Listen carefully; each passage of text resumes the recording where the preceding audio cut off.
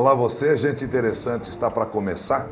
E hoje nós estamos com um convidado, já que é nosso consultor, Dr. Giovanni Furtado Souza, e ele é da Associação Paulista de Medicina, ele é um dos diretores, e ainda com uma pandemia traz muitas dúvidas a respeito de como ela está se processando, e nós queremos esclarecer. E para isso, gente interessante está apenas começando.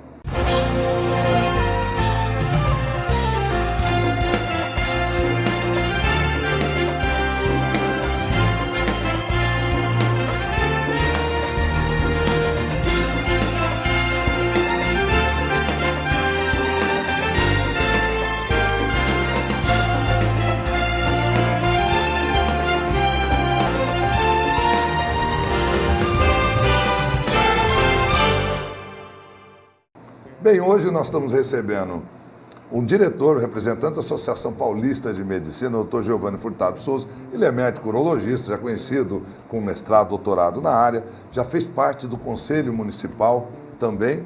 E hoje ele, como representante da classe médica daqui do estado de São Paulo, vai nos dar alguns esclarecimentos. Muito obrigado por mais uma vez nos atender. Que é isso, é sempre uma honra estar aqui no teu programa, Elias. Obrigado pelo convite e que a gente puder esclarecer, acrescentar de informação aí para o teu público. Giovanni, eu acredito que é uma dúvida de todos, inclusive da própria classe médica, o comportamento dessa virose, né, dessa pandemia. Primeiro fala-se que ela é um resfriadinho. E ele é um resfriadinho, pela maneira que talvez o presidente tenha se expressado e que a mídia caiu de pau, porque ela realmente não apresenta sintomas de um resfriado forte. Ele apresenta algumas características que no final pode ter pouco de coriza, pode ter alguma coisa e de repente ele desenvolve essa enfermidade que pode levar ao óbito. Conta para mim e para quem nos acompanha, qual é o comportamento, como é que a pessoa adquire essa virose, como é que ela começa a ter as primeiras manifestações?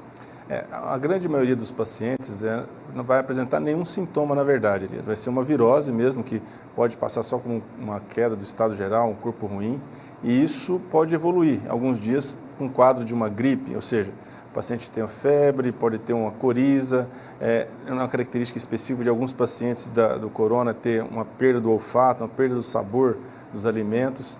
E a grande maioria dos pacientes vai resolver, mais de 80%, dessa forma, ou seja, não há necessidade de o paciente nem procurar um médico, procurar a sua unidade básica de saúde. O antitérmico em casa pode resolver essa virose. Mas alguns pacientes, esse é o problema, é o X da questão, que ela evolui de forma um pouco mais agressiva, que vai evoluindo para um acometimento pulmonar.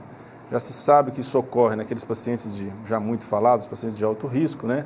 Aqueles que têm mais de 60 anos ou que têm alguma comorbidade, seja a hipertensão, aqui está mais associada às cardiopatias, né, hipertensiva principalmente, a diabetes e outras comorbidades, tipo os imunossuprimidos que fazem algum tratamento oncológico, de câncer, né?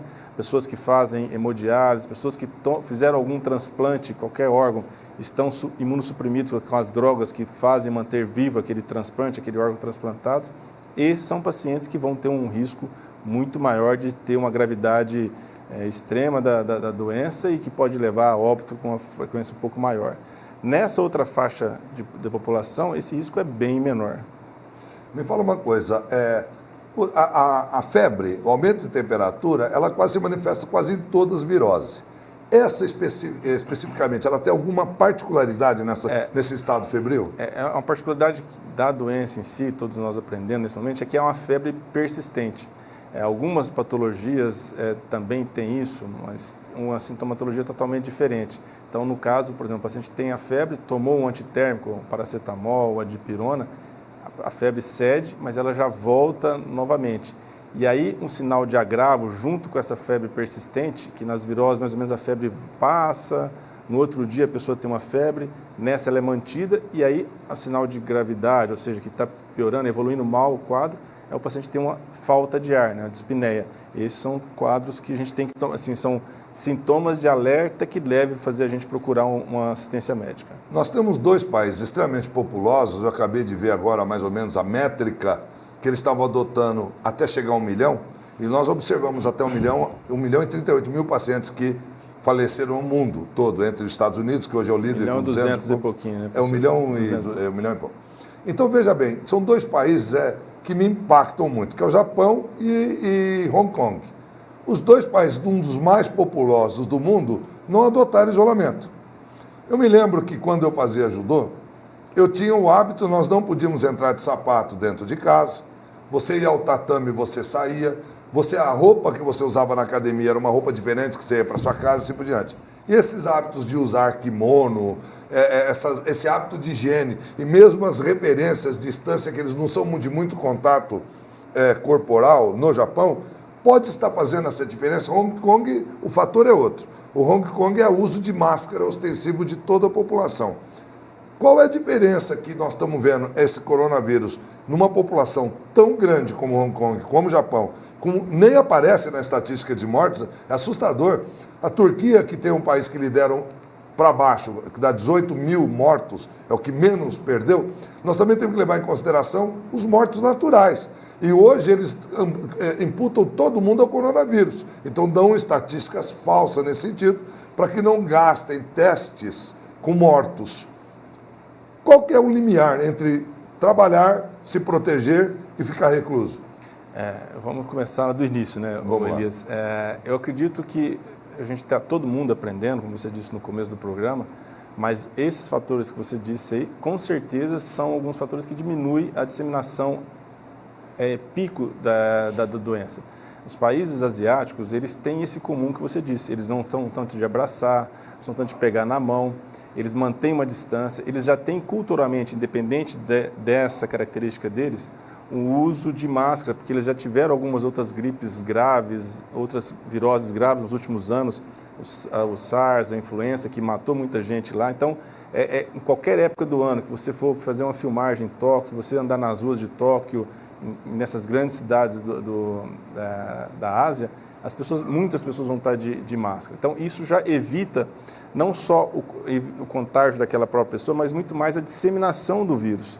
Então, aquela pessoa que anda de máscara, ela evita de passar para os outros que estão ao redor. Isso tudo, entre aspas... Então, nesse caso, você indica todo mundo usar. Isso é uma coisa que achata a curva. Isso é o que está sendo indicado hoje, a partir há 2 dias atrás, pelo CDC americano, é o uso indiscriminado de máscara feita em casa para você evitar a disseminação. Não é que protege, não é aquele mesmo fim da máscara que tem um profissional de saúde para se proteger, para não contaminar. E também, o profissional de saúde é um dos mais importantes vetores, ou seja, de transmissão do vírus, porque, ao mesmo modo que ele está lá na frente, ele atende você contaminado, ele se contamina, mas ainda está naquela fase assintomático, e ele atende outras 3 pessoas sem a doença, ele transmite para elas. Então, o profissional de saúde é muito importante, assim, ele usar a máscara para se proteger, mas em termos de saúde pública, muito mais ainda para proteger a própria população. Então, quando a gente vê um profissional de saúde nos atendendo sem máscara, ele não está pondo em risco ele está pondo em risco, além dele, toda a população, porque ele é um vetor, ele transmite muito o vírus. Isso é bem estudado nos outros países que já estão um pouquinho antes da gente. No sentido de diminuir a transmissão, nesses países também o sistema de saúde é muito diferente. Cada país é de um jeito, por exemplo, lá em Hong Kong, na Tailândia, em Bangkok, é diferente no Japão, que é diferente da Coreia, mas eles têm um sistema mais um pouco estruturado que o nosso, assim, no sentido de ter uma estrutura já cuidando dos pacientes. Diferente, por exemplo, do americano, que não tem um sistema de saúde, apesar da gente achar aqui que é um sistema modelo, não é um sistema bom de saúde. Diferente do alemão e do inglês, que é um sistema que já tem toda a população na mão. O nosso SUS tem grandes vantagens em relação a todos esses que eu disse, mas as diferenças que nós temos no nosso país, mesmo no nosso estado de São Paulo, uma cidade como São José do Rio Preto, uma Baixada Santista, uma cidade como São José do Rio Preto, Vila Paraíso, que tem quase 1/3 da população de Rio Preto. Então, essas nuances que trazem algumas características que nós vamos ver talvez na Índia, que nós vamos ver talvez em outros países desses que têm essa população concentrada. Então, é difícil a gente ter uma métrica que eu acho que está na briga hoje muito, se é a favor ou não a favor do isolamento. Eu acho que a ciência hoje mostra que a gente tem que evitar o contágio. A ciência mostra que a gente tem que evitar o contágio porque o nosso sistema de saúde não consegue suportar todo mundo doente. Mas aí tem um problema, você mesmo disse, eu vou ficar em casa recluso, até quando que eu vou ficar recluso? Vou ficar até outubro? Impossível de alguém ficar, uma pessoa ativa na tua idade, ficar recluso, que está no fator de risco, no grupo de risco, ficar em casa. Então, a gente espera que até lá esteja... Temos vacina? Temos vacina, mas aparentemente vai ser mais para o fim do ano, apesar dos avanços que já estamos ouvindo aí. Mas, além disso, o importante dessa pessoa ficar de casa não é que você vai ficar até outubro fora de casa, dentro de casa. É que nós vamos conseguir, com isso, diminuir as pessoas que vão contaminando e, como você disse, aquela pessoa que trabalha, ele tem alguém que vai... Não tem um isolamento total, nós não estamos em lockdown total. Essa contaminação vai estar acontecendo nesses isolamentos, seja ele estendido ou não estendido, parcial, só que aos poucos. Isso vai trazer um pouco de gás para o nosso sistema para a gente poder atender. Nós não temos a capacidade, por exemplo, dos Estados Unidos de transformar o Central Park em 3 dias num hospital. Nós não temos a capacidade de transformar, em Chicago, tem um centro de convenções, geralmente é os congressos lá, dá 3 AMB. Em 3 dias eles transformaram em hospital. Melhores que muitos hospitais nossos aqui, muitos hospitais no estado de São Paulo. Então, essa dificuldade, você vê, os Estados Unidos acabou máscara, eles mandaram não sei quantos aviões lá para buscar as máscaras. Nós não estamos conseguindo comprar as máscaras, os EPIs. Então, nós temos algumas outras dificuldades grandes e, além disso, que é outro viés, né, que a gente tem que discutir também, as dificuldades econômicas da nossa parada também vai ser mais sentidas do que lá, que nós estamos um pouquinho aquém desses países, né, economicamente. Então, nós vamos sentir porque nós paramos a economia e vamos sentir por conta da recessão deles, né? Então, nós estamos, o mundo é globalizado. O mundo é globalizado. Então, nós estamos numa sinuca de bico, como diria, né? Mas o que a gente tem comprovado é que esse afastamento agora inicial é muito importante. E é diferente, né? É isso que nossos gestores aí estaduais e federais têm que sentar junto, porque uma cidade como São José do Rio Preto, a 400 quilômetros da cidade que tem o maior índice de infectado no Brasil, é diferente de uma cidade no Amazonas, é diferente de uma cidade de 40 mil habitantes no interior do Mato Grosso. Que não tem nenhum caso. Que não tem nenhum caso. Então não dá para a gente pegar e isolar o Brasil inteiro. O Brasil é um país continental de diferenças de distâncias muito grandes. É diferente de você pegar uma região metropolitana, aquele nordeste americano, que tem Nova York, vai ter Chicago ali perto, tem Detroit, tem Boston. Então é quase tudo, né, junto, né? É um pouco diferente. Nós estamos... E nós vamos falar isso daqui a pouco no próximo bloco, que o Brasil é um dos países mais bem situados em parte de equipamento médico, que nós voltamos para falar isso depois do intervalo. Olá pessoal, estou passando para dar um alô para todos vocês, mostrar que nessa quarentena a gente continua ligado em relação ao ensino de alta qualidade, que é o principal papel nosso aqui da Honorp Unipós, né? Mostrando que o nosso ensino continua através da plataforma IAD, né? Onde vocês estão tendo todas as atividades, e além disso tudo, as nossas aulas por videoconferência, onde está ocorrendo um feedback muito legal em relação a tudo que está sendo passado por vocês. Espero que vocês estejam aproveitando bastante a quarentena para refletir um pouquinho por tudo que estamos passando e que entendam que o ensino não vai ser prejudicado em nada, pelo contrário, né? Estamos fazendo cada vez melhor por vocês. Odontologia na Unipós Unorp é sempre mais.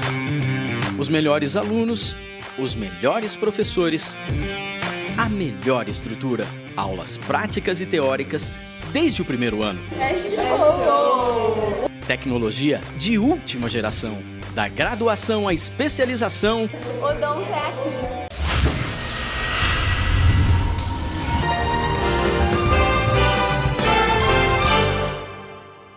Gente interessante está de volta, hoje recebendo um representante da Associação Paulista de Medicina, Dr. Giovanni Furtado Souza. Nós estamos falando sobre a pandemia, sobre a infestação e como está se manifestando. Ao fechar o último bloco, eu falava particularmente, que o Brasil é o terceiro país mais bem equipado a nível hospitalar para respiradores em unidade de UTI, que é surpresa para mim, lendo isso hoje, que primeiro é os Estados Unidos, também pela imensidão dos Estados Unidos, os recursos do país, depois a Alemanha e em terceiro o Brasil. Então isso aqui me alenta, me dá um pouco de agradecimento a Deus ou ao Ministério da Saúde, que foi providencial em equipar os hospitais, ao SUS, que nós já cansamos de elogiar. O trabalho do SUS é modelo mesmo no Brasil. Vem gente do exterior para tratar pelo SUS e nós mesmos muitas vezes não valorizamos o que nós temos de casa.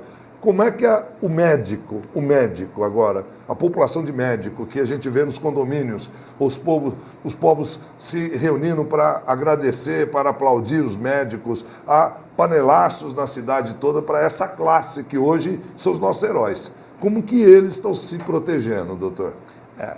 Elias, é isso que você disse, né? O Brasil realmente em leitos de UTI então, é um dos países mais bem equiparados do mundo. Por exemplo, a Austrália, que é um país de primeira, tem muito menos, 1/3 de leite de UTI que o nosso país. E outros tantos da Europa, Áustria, muitos outros países desenvolvidos. Então, isso é um fator que, graças ao SUS, graças a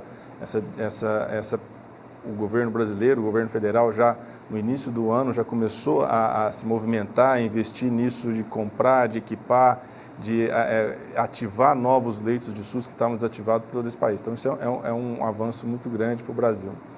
A classe médica, a pergunta que você fez especificamente, no governo anterior ao governo atual do presidente Bolsonaro, foi uma classe que foi muito judiada, né, para os últimos governos, aí, nos últimos 13 anos no Brasil, né? E ela estava um pouquinho, sentia-se muito desprezada. E agora ela é chamada, no primeiro momento, para trabalhar numa frente, numa guerra. Eu acho assim, eu não posso falar por todos os médicos, não tenho essa nuance, mas eu acho que ela se sente um pouco valorizada, se sente que está pronta para ajudar o país e se sente um pouco envaidecida desse momento de poder contribuir para o nosso país. Eu acho que a classe médica é muito importante, mas assim, eu gostaria de... A pessoal da enfermagem, o pessoal da auxiliar de enfermagem, eles estão na linha de frente ali, o fisioterapeuta nas UTIs, tudo junto, é todo mundo junto, não tem esse o melhor, esse é mais importante. Um trabalho de equipe. É um trabalho de equipe. Um médico sozinho não faz nada no UTI. Um médico sozinho não faz nada numa enfermaria. Então é muito importante o pessoal da limpeza, todo mundo junto, e é assim que a gente vai construir alguma coisa. E a gente está vendo uma morbidade alta atingindo os outros países, né?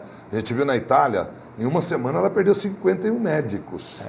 Né? Isso é uma coisa que eu tenho batido com os colegas, né, principalmente que estão da linha de frente. A gente tem que ter muito cuidado, por exemplo, nas salas médicas, nós estamos ali entre um café, entre atender um paciente e outro, o cuidado com nós mesmos, médicos, dessa contaminação é muito alta, né? Alguns países chega a 20% dos acometidos da classe médica, e da classe médica eu estou dizendo paramédicos todos envolvidos aí.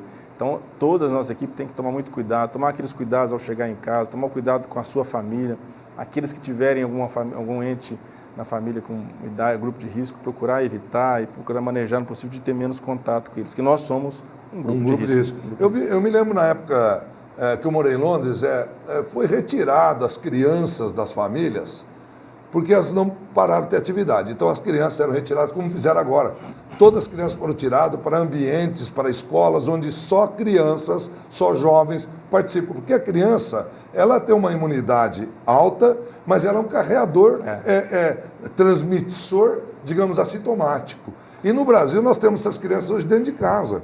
Às vezes não aguentando, precisando ir para o play center ali, para o playground dos edifícios e voltam muitas vezes carregando um vírus que adquiriu de outra criança. Como é que fica essa situação? Isso é importante. Por exemplo, os avós, os pais hoje em dia estão muito preocupados, porque tudo isso que tem assim, uma avalanche de notícias o dia todo na mídia social, mas realmente para as crianças, os adolescentes e jovens, o risco da doença é muito pequeno. O problema das crianças é ela carrear para os mais velhos. Então, se você tem uma criança, não precisa ficar apavorado, você mãe, avó, preocupada no seu netinho. A preocupação maior é no teu netinho trazer a doença para você, porque ele geralmente, nas crianças com essa imunidade mais elevada, ele vai resolver sozinho, como uma gripe. Mas ele transmite e pode transmitir para o avô, para o pai com a idade maior e ter um problema mais sério. Ele fala a idade mais elevada e olha para mim, eu não estou entendendo o que ele quer dizer com isso. Mas olha o seguinte, Giovana, é verdade. Outras perguntas que eu tenho, aliás, várias. A pessoa se infectou, não teve manifestação, às vezes teve o que o governo falou, uma gripezinha leve, Ela, depois que ela foi dispensada do hospital, e aqui nós já tivemos alguns casos já em cura, já anunciado pelo Alsta, pelo HB, alguns casos já chegará à cura, e a gente tem que celebrar isso com muito forte. Eu acho que o Brasil está fazendo um trabalho magnífico. Eu acho que o crescimento está bem achatado, está muito bacana. Rio Preto tem uma Secretaria Municipal de Saúde extremamente eficaz, extremamente eficiente, e a gente está vendo os números progredirem, apesar de serem tristes, né, a gente ver em óbitos, mas a pessoa tinha comorbidade, outro tinha leucemia, enfim. Eu quero saber, essa pessoa, depois de receber a alta, ela pode contaminar alguém mais? Então, hoje, como a gente não tem os testes disponíveis para todo mundo, aquela pessoa que ficou doente, é esperado que ele, depois que ele melhore os sintomas, e ele tem 14 dias de quarentena. Acredita-se que nessa fase pós, ele não transmite. Quando é possível, no profissional de saúde, fazer o teste, quando tem disponível o teste, depois dele ter ficado ou suspeito ou ter ficado comprovadamente com a doença, se faz o teste e ele está negativado, ele é liberado para suas atividades normais. O grande problema no mundo todo, né, não é só no Brasil no momento, é que não tem teste, não tem kit, e os materiais de insumo para fazer os kits, mesmo chegando, está se acabando no mundo inteiro, que por um erro de logística mundial a gente depende de praticamente 2 países da China, né, e dos remédios da Índia, que os sais das medicações são muito feitos na Índia. Então, isso é um erro de logística muito grande, não só do Brasil. Detectado pelos Estados Unidos. Do mundo todo, em 90% dos EPIs, dos materiais de respiradores, tudo são produzidos na China. Então, isso é um erro, é um aprendizado que a gente vai ter com essa pandemia. Então, esse paciente, depois de tratado, acredita-se que ele não possa, que ele desenvolva a imunidade. Mas isso ainda tem casos na China, principalmente que foram submetidos a uma alta carga viral, exposição viral, que contraíram novamente a doença. Foi uma mutação de vírus, do próprio vírus. Isso está muito incerto, que são os casos que estão acontecendo agora. Teoricamente, a gente ficaria imune àquele vírus específico. Ele mudou e conseguiu nos tornar doente novamente. Então, esse cuidado do paciente que teve a doença, ele tem que continuar tendo, é ideal que ele continue tendo os cuidados normais, esse de lavar a mão, evitar estar perto de gotículas e tudo mais. Eu estive vendo um trabalho do Journal of Medicine da Inglaterra. Ele tem um número assustador. Um vírus é capaz de fazer 12 mil mutações em um único dia. Não é uma semana, um ano. Em um único dia, eles conseguiram detectar um vírus mutante 12 mil vezes. A felicidade ou nosso menor temor é que ele tem a letalidade pequena, como o Dr. Giovanni está dizendo. Ele atinge pessoas de mais idade com comorbidade. Não é porque o cara tem acima de 60 anos que se ele pegar ele vai morrer. A preocupação é assim, nós, por exemplo, eu sou do grupo de risco, estou fazendo o isolamento social dentro da medida do possível, tive que sair para cá, mas sair com todos os cuidados, não entro em contato corporal com ninguém. A minha própria auxiliar doméstica, ela vai 2 vezes por semana em que eu não confronto, porque ela pode estar transitando em coletivos e alguma coisa assim. Mas até quando? Porque se eu não contrair essa enfermidade, essa virose, eu não vou desenvolver minha imunidade por ela. Como que fica a minha situação em milhões de brasileiros que estão em casa isolados e o mundo volta, digamos, daqui 22, daqui um mês que seja, e nós voltamos ou vamos continuar isolados? Essa é uma pergunta que eu vou dar uma resposta muito parcial, né? Uhum. O que os epidemiologistas nos dizem, Elias, é que aos poucos pessoas como você vão sendo contaminadas, mesmo com esse isolamento estendido ou mesmo que seja parcial, vamos supor que seja o vertical adotado daqui a alguns dias. Mesmo assim, você não vai ter um isolamento total e vai devagarzinho, essa população de pacientes de risco vai sendo contaminada, vão sendo tratada pelo nosso sistema de saúde que não vai estar congestionado e aí a gente consegue equilibrar melhor toda essa fase de contaminação e todo mundo adquirir imunidade. A queda da agressividade viral ou do poder de tratar com respiradores, ela vai ser progressiva até a descoberta da vacina ou ela acontece de uma noite para outra, como na Itália, está decrescendo assim. Em um único dia, externaram 1.364 pacientes curados. Então está se morrendo, digamos, 400, 500 pessoas por dia, de repente para de morrer da noite para o dia. O que aconteceu? Acredito que não seja pelo conhecimento hoje que o vírus parou de ser agressivo. É que nesse aumento, no pico que teve na Itália, por exemplo, muitas pessoas naquele momento, não só os que ficaram doentes, que usaram o serviço de saúde, tiveram contato, ficaram contaminados e desenvolveram imunidade. Não significa que toda a população italiana, não me recordo que é a população italiana, mas os milhões de habitantes da Itália vão precisar de hospital e vão ficar... Ser infectados. Ser infectados devagarzinho, todos serão devagar. Todos vão ter gripe. O problema é que a maioria deles não vão sentir nada, como a gente já disse no começo. Na maioria das pessoas, independente da idade, ela vai ser uma gripe, um quadro talvez até assintomático. O problema é aquela pequena parte da população que vai ter de uma vez. E o problema desse vírus maior, assim, a dificuldade é que a infectividade dele é muito rápida.